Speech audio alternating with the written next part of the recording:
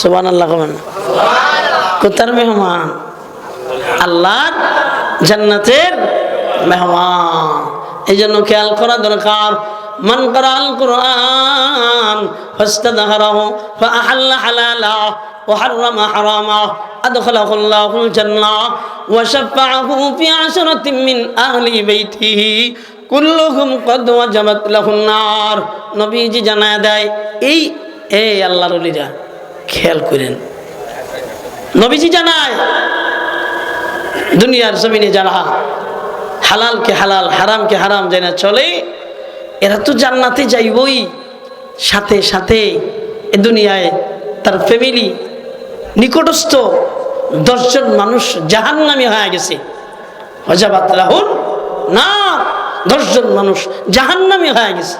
এমন 10 জন মানুষকে ওয়াশাফাআহু ফি আশরাতিন মিন আহলি বাইতি কুল্লুহুম ক্বাদ ওয়াজাবাত লাহুন নার, যাদের জন্য জাহান্নামের আগুন ওয়াজিব হয়ে গেছিল এমন 10 জনকে এই কোরআন পড়নেওয়ালা সুপারিশ কইরা আল্লাহর জান্নাতে নিয়ে যাবেন। ও পর্দানিশী আম্মা জানেরা, একটু কি মনে চায় না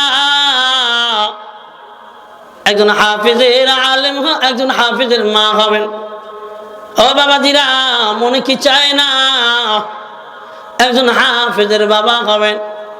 ও যুবক ভাই, মনে কি চায় না একজন হাফেজের ভাই হবেন? লাভ আল্লাহ।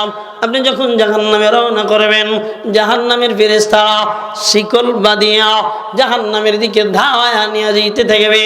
তখন আপনার ভাই সম্মুখ পানে পড়ে যাবে, আপনার সন্তান সম্মুখ পানে পড়ে যাবে, আপনার ছেলে সম্মুখ পানে পড়ে যাবে। যাওয়ার পর মালিকের দরবারে সুপারিশ করবেন, ও মালিক, আমার ভাই, আমার বাবা, আমার মা কত কষ্ট করে আমারে হাফেজ বানাইছেন, আমার মা আমার বাবা কত কষ্ট করে আমারে আলেম বানাইছে। ও মালিক, তোমার নবী বলেছেন 10 জনকে নিয়ে জান্নাতে যাওয়া যাবে।